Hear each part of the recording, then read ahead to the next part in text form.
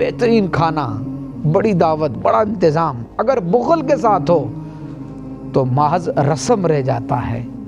وہ گھر جہاں مہمان کا احترام ہوتا ہے وہاں فرشتے ٹھہرتے ہیں۔ وہ زبان جو مہمان کے لیے نرم ہوتی ہے وہ دعا کی مستحق بن جاتی ہے۔ آئیے اپنے گھروں میں سنت کو زندہ کریں، اپنے بچوں کو بتائیں کہ مہمان اللہ کی رحمت ہوتا ہے اور اس کی عزت در حقیقت اپنے ایمان کی عزت ہے۔